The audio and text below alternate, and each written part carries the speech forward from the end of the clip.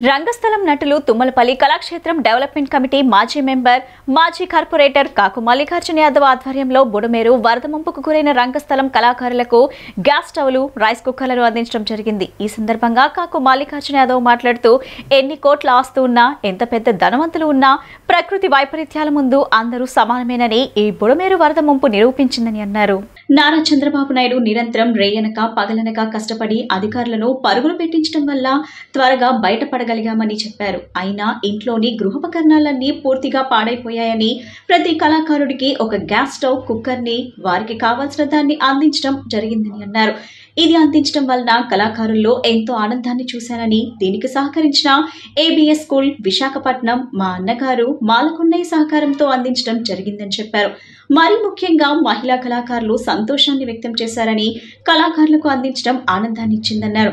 అనంతరం రంగస్థల కళాకారుల సమైక్య అధ్యక్షులు మాట్లాడుతూ గతంలో కార్పొరేటర్ గా Tummalapalli Kalakshetram development committee member గా ఉన్న కాకు మల్లికార్జున యాదవ్ కళాకారులకు ఎంతో సేవ చేశారని ₹1,00,000 ఒకరోజు రెంట్ గా ఉన్న తుమ్మలపల్లి కళాక్షేత్రంలో 10,000కు దక్కించిన ఘనత కాకు మల్లికార్జున యాదవ్ అని ఆయనకి కళాకారులు ఎప్పుడూ రుణపడి ఉంటారని చెప్పారు। ఇటువంటి విపత్కర పరిస్థితులు వచ్చినప్పుడు మాకు అండగా నిలబడిన అతనికి రాష్ట్ర సంగీత నాటక అకాడమీ చైర్మన్ పదవిని ఇటువంటి వారికి ఇవ్వటం వల్ల మాకు మరింత న్యాయం జరుగుతుందని అన్నారు।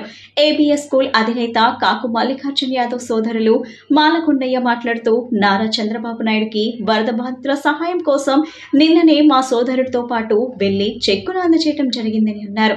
ఈ కళాకారులకి మా తమ్ముడు కోరిన వెంటనే దానిని అందించడం నాకు చాలా సంతోషాన్ని ఇచ్చిందని అన్నారు। ఈ కార్యక్రమంలో రచయిత దర్శకులు పౌరాణిక నటులు డాక్టర్ పివిఆర్ కృష్ణ బృందం మరియు బలివాడ మల్లిబాబు పాలలక్ష్మి పి శివపార్వతి కర్రి అనురాధ ఎస్ దుర్గా ఎస్కే లక్ష్మి బొప్పన స్వాతి బాయం శ్రీనివాసరావు కెఎస్టి కుమార్ మీసాల కుమార్ దాసరి వెంకటలక్ష్మి ఇరిగినేని వెంకటనారాయణ తదితరులు పాల్గొన్నారు। కనీ విని ఎరుగని విధంగా కోటాను కోట్ల ఆస్తున్న కోట్ల రూపాయలు విలువ చేసేటువంటి భవంతులున్న విధి ప్రళయం ముందు ఎంతటి గొప్పవారైనా సామాన్యులే అని నిరూపించింది ప్రకృతి వైపరీత్యం। సింగనగర్ పరిసర ప్రాంతాల్లో గత 10 రోజుల నుంచి తెలుగుదేశం పార్టీ